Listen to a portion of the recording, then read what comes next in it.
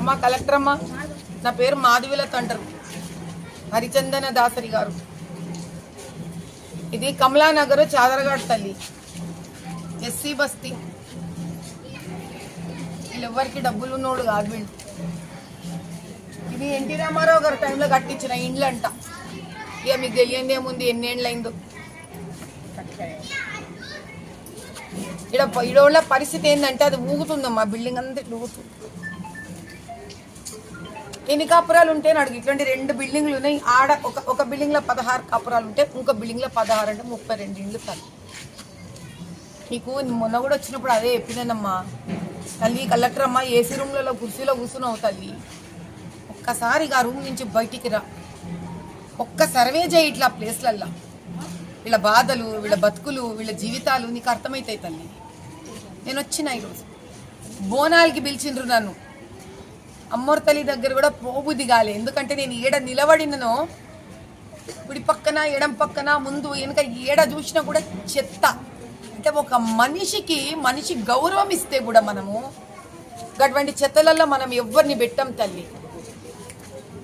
మన ఇండ్లు ఉన్నాయి, సాఫ్గా ఉన్నాయి తల్లి మన ఇండ్లు. వీళ్ళ ఇండ్లు గట్లా ఉండవు. అంబేద్కర్ అంబేద్కర్ అంబేద్కర్ అంటారు కదమ్మా మీ కాంగ్రెస్ వాళ్ళు. ఏందమ్మా వీళ్ళకి మర్యాద, ఎస్సీ వాళ్ళకి మనిషికి ఇవ్వాల్సిన విలువేనమ్మా మనిషికి. చెత్త కుండీలల్లా, చెత్త కుప్పలల్లా, దోమల మధ్యలో ఊగిసలాడుతున్న బిల్డింగ్ ఎప్పుడు కుప్ప కూలి నెత్తిన పడుతుందో తెలియదు. ఈరోజు ఫలకును మా నాయక్ బస్తీ దగ్గర ఓటి 250 ఇండ్లల్లా 188 ఇండ్లు ఖాళీగా ఉన్నాయి అమ్మా. ఈ ఇండ్లు ఏళ్ళను పగలగొట్టి కొత్త ఇండ్లు కట్టిస్తామో నాకు తెలియదు. కానీ ఈడ 16 ఆడ 16 32 ఇండ్లు. అప్పటిదాకా వీళ్ళకి నీడ కోసం ఆ ఇండ్లలో జాగ ఇవ్వచ్చు కదా. ఇండ్లు కూలగొట్టి కట్టినాడు వాళ్ళు తిరిగి మళ్ళీ ఇక్కడికి వచ్చేస్తారు. ఇంత అన్యాయం ఏంటి తల్లి? బీదోళ్ళకి, ఎస్సీలకు, ఎస్టీలకు ఎందుకు? వీళ్ళు నోరు తెరిచి అడగలేరా? అందుకేనా వీళ్ళ మీద గింత అన్యాయం? మీ ఆఫీసర్ల చుట్టూ చక్కర్లు కొట్టి కొట్టి కొట్టి వాళ్ళ చెప్పులు అరిగిపోయినాయి. కానీ జీవితాలు మాత్రం బాగుపడతలేదు. ఎంతమంది చిన్నపిల్లలు ఉన్నారు చూడు ఇక్కడంతా. వీళ్ళు హిందువుల, వీళ్ళు ముస్లింలతో పరగబడతారు ఆ తల్లి మనకి.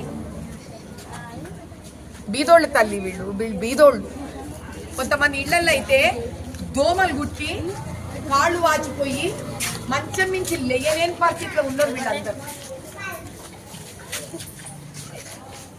ఇంతకన్నా పెద్ద అన్యాయం కూడా ఏం చెప్పనా వీళ్ళకి జరుగుతుంది అంటే, రాత్రి 12 నుంచి పొద్దున 4 నీళ్ళు వదులుతారా అమ్మా వీళ్ళకి? మీరు మీ ఇంట్లో అయితే పని చేయనీకి నీకు సాయం చేయనీకి ఒక ఆడ దిక్కో పెద్ద మనిషి ఉంటుందో, ఎవరో ఒక్కళ్ళు మనం జీతాలు ఇచ్చుకుంటాం. నా ఇంట్లో పని చేయనీకి ఉంటారు. వీళ్ళే పనోళ్లే. పొద్దున పోయి పని చేసుకోవాలి, రెక్కాడితే కానీ డొక్కాడదు వీళ్ళకి. వీళ్ళు కూలీ నాలీ చేసుకుంటే గానీ ఇంత భోజనం వెళ్ళదు వీళ్ళకి. పొద్దునంతా కూలీ చేసుడైంది ఆడ మనిషి. రాత్రి 12 నుంచి తెల్లవారు పొద్దున 4 వరకు నీళ్లు పట్టుకుంటే ఉంటే వీళ్ళకి బతకాలనా సావాలనా?